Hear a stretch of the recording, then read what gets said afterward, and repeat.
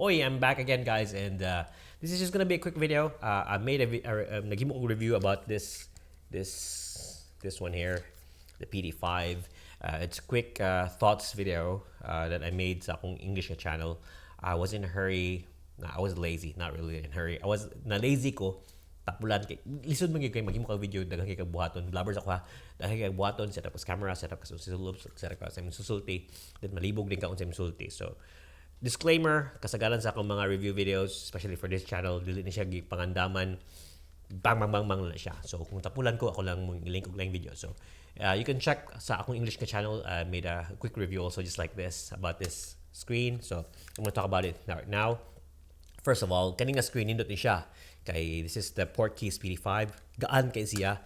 So light and everything else. There are pros and cons with this one here. Pros is that it's not dili ka siya mahal. So kung you're on a budget, this is a good monitor. Dili ka siya mahal. It's so light. Gamay kay siya. Easy to carry. Na siya pakaping nga case. So papalit mo nga monitor na siya HDMI cable. Ang uban mapalit pa kag cable.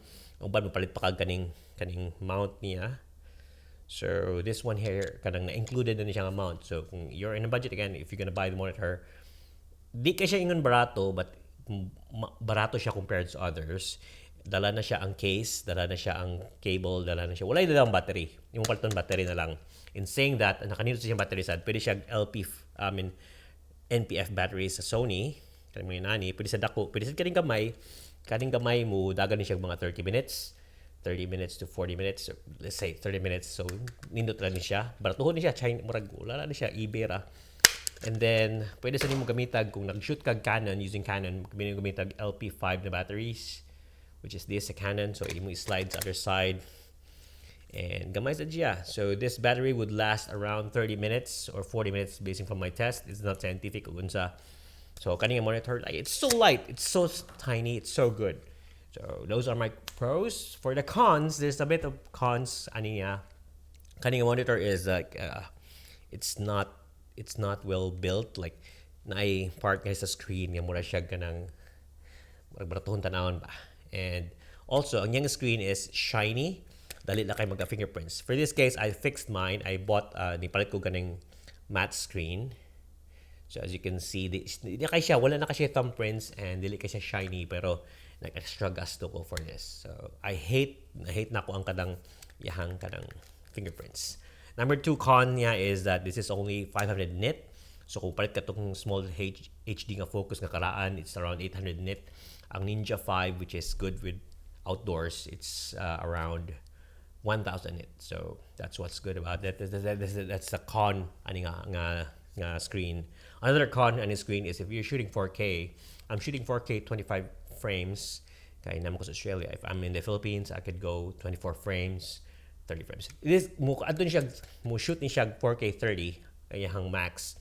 But kung mag-film mig wedding naman may sa 4K 50, if naa ka sa NTSC region, mag-shoot mig 4K 60 or 4K 120. So di na siya makita mo jitter siya. So that's one of the cons. So if you're shooting on high frame rates higher than 4K 30, bati siya. Another cons ani niya nga screen is that dali kay siya ma-touch, like ang ihang touch screen kanang kuan siya kanang wala siya di siya ma-lock. So it's a bit annoying. Like akong butang gi-film nako sa line channel, like I'll show you. It doesn't turn. I'm just gonna put a clip from that other video that I made. Nga ini-click nimo kanang makuan siya. Dali na ka siya ma-toggle, ma-change the settings or everything. It's a bit annoying. Ganahan ko na siya lock. Like, ano nimo. I don't know if I have found out. Like, look at that. So, dali na ka siya. Wala siya lock. O, masab-usab siya. Narang settings click, ma-toggle nimo gunsa. So, ma-change nimo anytime on settings. So, I haven't checked kung na ba siya lock. Basta wala. Hindi ko find out. But, annoyed ko ato niya. Hindi ko ganahan. So, yeah. There are lots of pros and cons in this screen, but it works. Cut mo dugab ko. Okay. So one of the things that I just advise is if you're on a budget, nindot niyo siya nga screen. If you're using it indoors, sa imong studio or sa imong room or anywhere, this is a good screen. But if ginagamit nimo sa outdoors, included niya ang hood. Nasa siya ipakapin nga hood. Pero yeah, para kay murag palandong ba kung nakasagawas. But other than that, I don't advise it to be used outdoors. I don't advise it if you're using above 4K 30. So quick review. It's a good monitor, but yeah, there's a lot of pros and cons. And ang cons niya, murag dili ka siya pang professional, but it's good for a starting monitor. Also, not just let you hit lots. So just in case if you want to check more info about this LCD, you can just go online, search for portkeys PT5, and yeah, PT5 2 version 2. So here are the details behind the back. Sure, yeah. If you have questions, if you have anything to talk about that, sana kanang nakaipangutan na about aning screen, then just message below. Other than that, wala siya. Quick video nga, wala klaro and everything else.